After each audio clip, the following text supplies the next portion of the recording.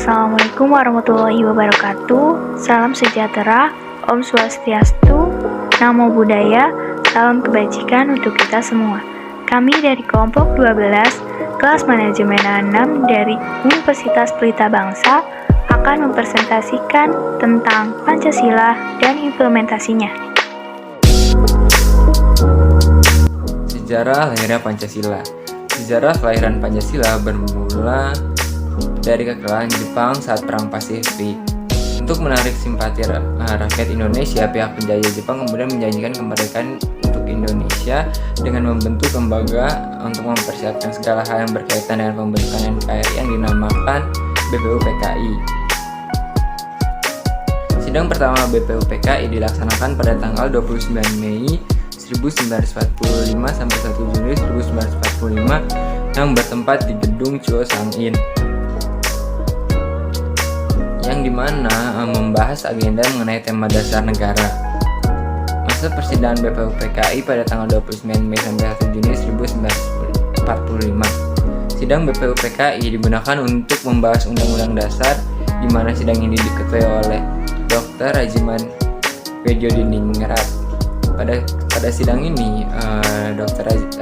Rajiman Weddiodiningrat meminta pendapat dari anggota mengenai dasar negara. Lalu terdapat 3 anggota yang mengemukakan pendapatnya, yakni Muhammad Yamin, Dr. Supoma, dan Insinyur Soekarno.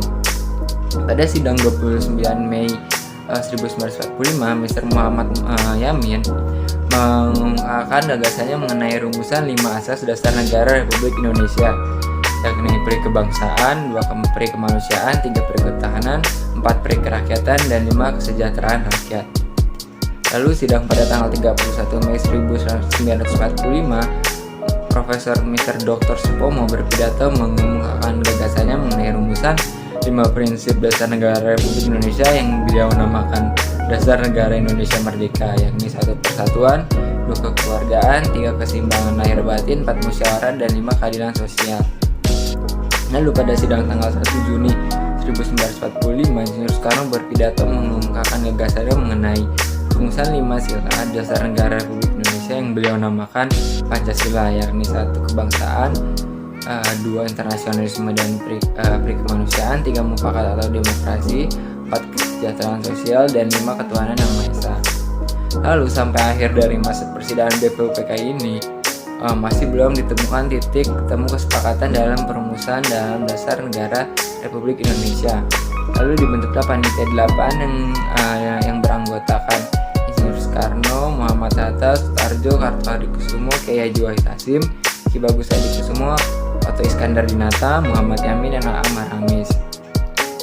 Tugas dari panitia 8 sendiri adalah menampung dan mengidentifikasi rumusan dasar negara pada sidang BPUPKI.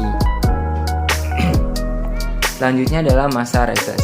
Pada tanggal 22 Juni 1945, Panitia 8 mengadakan rapat untuk membahas rancangan undang-undang, mengelompokkan usulan anggota, dan menyepakati pembentukan Panitia 9. Adapun anggota dari Panitia 9 diantaranya ialah Insinyur Soekarno, Muhammad Hatta, Muhammad Yamin, Ahmad Subarjo, Ahmad Ramis, Abdul Qahar Muzakir, Kiai Haji Wahid Hasyim, Haji Agus Salim, dan Abi Kusno Cokro Suyoso. Lalu pada pukul 8 malam, Panitia 9 mengadakan pertemuan di rumah Soekarno. Pertemuan ini menghasilkan rumusan pembukaan Undang-Undang Dasar yang dikenal dengan nama Jakarta Charter atau Piagam Jakarta, dan di dalamnya termuat rumusan kolektif dasar negara Indonesia, yakni ketuhanan dan kewajiban menjalankan syariat Islam bagi pemeluk-pemeluknya, kemanusiaan yang adil dan beradab, persatuan Indonesia, kerakyatan yang dipimpin oleh kebijaksanaan dalam permusyawaratan perwakilan, serta keadilan sosial bagi seluruh rakyat Indonesia. Selanjutnya sidang BPUPKI kedua yang terjadi pada tanggal 10 Juli 1945. Sidang kedua ini di mana Insinyur Soekarno menyampaikan laporan hasil kerja selama masa reses. Sidang ini membahas bentuk negara Indonesia merdeka dan perumusan draft terakhir dasar negara. Dan sidang ini menghasilkan bentuk negara bagi Indonesia, yakni Republik. Lalu pada tanggal 11 Juni, pada sidang ini adanya keberatan dari J. Latuh Hari-Hari, yang dimana ia menyampaikan keberatannya terhadap sila pertama yang berbunyi ketuhanan dan kewajiban menjalankan syariat Islam bagi pemeluk-pemeluknya karena berdampak besar bagi para penganut agama lain. Lalu pada 7 Agustus 1945, BPUPKI dibubarkan dan digantikan dengan PPKI. Insinyur Soekarno pun ditunjuk sebagai ketua dan wakilnya ialah Muhammad Hatta dan Mr. Subardu sebagai penasihat khusus. Lalu pada masa proklamasi kemerdekaan Indonesia yang bertepat pada tanggal 17 Agustus 1945 yang berlokasi di rumah Insinyur Soekarno, Jalan Pegangsaan Timur, pada pukul 10 pagi. Selanjutnya adalah masa sidang PPKI. Sidang PPKI terjadi pada tanggal 18 Agustus 1945 yang berlokasi di Pejabon, Jakarta Pusat.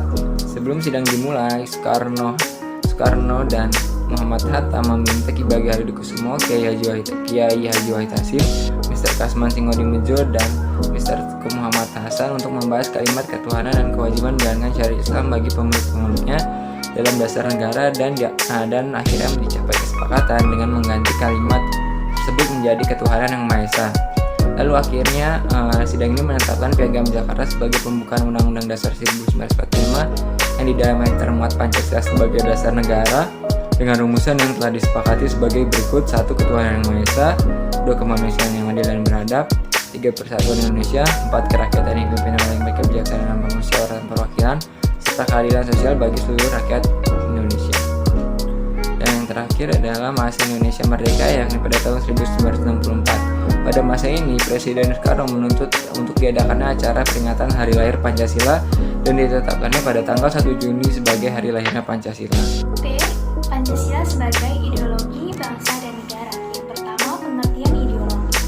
Ideologi berasal dari bahasa Yunani yang diambil dari dua kata, yaitu idea dan logos. Idea berarti ide, gagasan, buah pikir, atau konsep. Sedangkan logos berarti hasil pemikiran. Jadi, berdasarkan bahasa ideologi adalah ilmu yang mengkaji asal mula juga hakikat buah pikiran atau gagasan. Ideologi juga disebut a system of ideas yang akan mengatur seluruh hasil pemikiran tentang kehidupan. Dapat disimpulkan bahwa ideologi merupakan hasil pemikiran yang isinya mencakup nilai-nilai tertentu demi mencapai sebuah tujuan tertentu yang ingin dicapai. Ideologi juga disebut sebagai identitas dari sebuah negara. 2. Fungsi Pancasila sebagai ideologi negara. Sebagai ideologi negara, tentu saja Pancasila juga memiliki fungsi. Berikut ini adalah fungsi Pancasila sebagai ideologi negara.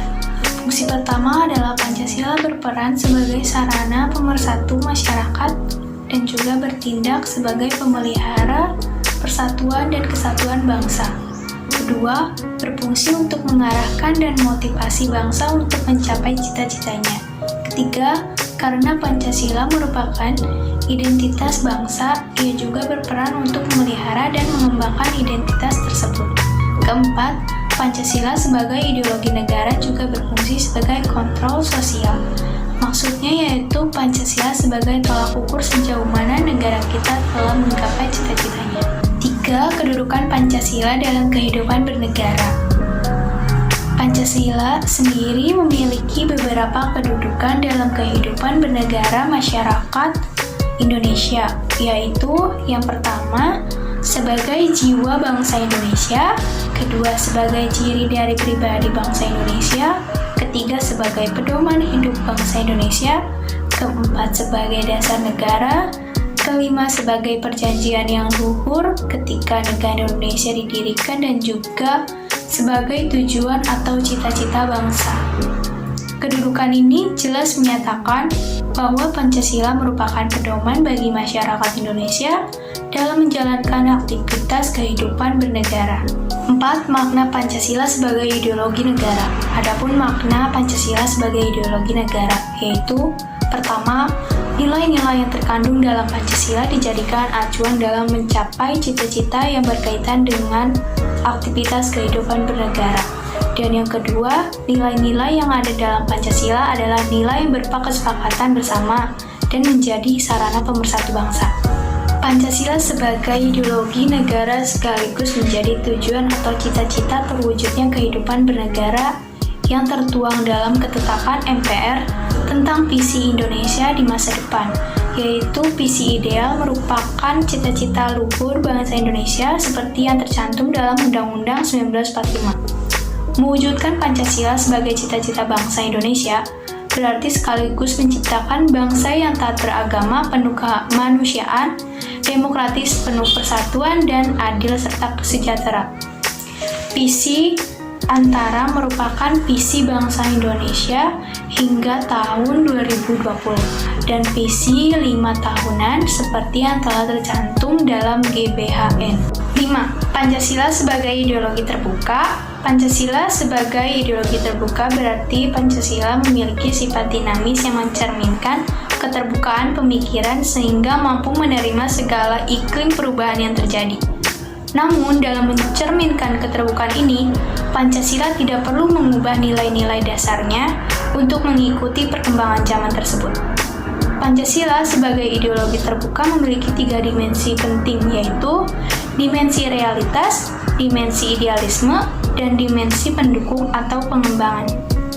Pancasila sebagai ideologi terbuka harus mencakup beberapa nilai seperti nilai dasar, nilai instrumen, dan nilai praktis.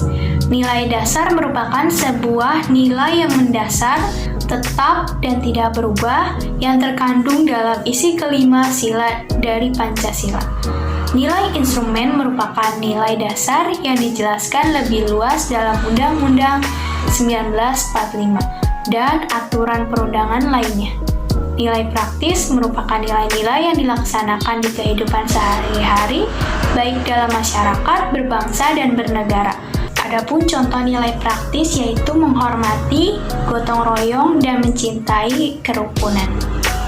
C. Implementasi Pancasila dalam kehidupan masyarakat. Berikut implementasi Pancasila dalam kehidupan masyarakat. Sila pertama, ketuhanan yang Maha Esa. Menjalankan perintah agama masing-masing sesuai dengan kepercayaan yang dianutnya. Memegang erat nilai toleransi antar umat beragama di lingkungan masyarakat. Menanamkan nilai-nilai kebenaran, kebaikan, kejujuran, dan kemuliaan dalam diri. Sila kedua, kemanusiaan yang adil dan beradab. Menjunjung tinggi nilai-nilai keadilan dan martabat manusia sebagai makhluk Tuhan. Saling menghargai dan toleran terhadap sesama. Sila ketiga, persatuan Indonesia. Memberikan perlindungan kepada semua orang yang berstatus warga negara Indonesia. Perlakuan yang sama pada seluruh warga dimanapun berada tanpa memandang latar belakang suku, ras, budaya, maupun agamanya. Sila yang keempat yaitu kerakyatan yang dipimpin oleh hikmat kebijaksanaan dalam permusyawaratan perwakilan. Ya, jadi maksud dari sila keempat ini adalah yang pertama, selalu mengutamakan musyawarah mufakat dalam setiap pengambilan keputusan bersama. Itu yang pertama. Lalu yang kedua, tidak memaksa kehendak kepada sesama ketika berbeda pendapat saat musyawarah. Lalu yang berikut sila kelima yaitu keadilan sosial bagi seluruh rakyat Indonesia. Nah, maksud dari sila kelima ini adalah yang pertama, menjalankan wajib gotong royong bersama tetangga. Itu yang pertama. Lalu yang kedua, menegur orang yang mengganggu ketertiban umum di lingkungan sekitar. Lalu bagian kesimpulannya, Pancasila sebagai dasar negara dan pandangan hidup sekaligus juga merupakan ideologi negara. Nah, sebagai ideologi negara berarti Pancasila merupakan gagasan dasar yang berkenaan dengan kehidupan negara. Pancasila bukannya sesuatu yang bersifat statis melandasi berdirinya negara Indonesia, akan tetapi Pancasila Pancasila membawa gambaran mengenai wujud masyarakat tertentu yang diinginkan serta prinsip-prinsip dasar yang harus diperjuangkan untuk mewujudkannya. Ideologi membawakan gagasan tertentu yang membedakannya dengan ideologi lainnya. Nah, gagasan itu adalah keyakinan akan adanya Tuhan Yang Maha Esa yang membawa konsekuensi keimanan dan ketakwaan terhadap Tuhan Yang Maha Esa. Keberadaan ideologi Pancasila dilihat dari dimensi realitas membawa nilai-nilai yang mencerminkan realitas sosio-budaya bangsa Indonesia. Dari segi idealitas mampu memberikan keyakinan akan wujudnya masyarakat yang dicita-citakan, dan dari dimensi fleksibilitas nilai-nilai yang ada di dalamnya dapat dijabarkan secara konseptual agar senantiasa dapat menyesuaikan dengan dinamika dan perkembangan masyarakat. Sebagai rakyat Indonesia, kita sebaiknya menjaga ideologi negara kita yaitu Pancasila, karena Pancasila merupakan gagasan dasar yang berkenaan dengan kehidupan bangsa. Itu saja penjelasan dari kelompok kami mengenai materi Pancasila dan implementasinya. Kurang lebihnya mohon maaf dari kelompok kami. Wassalamualaikum warahmatullahi wabarakatuh.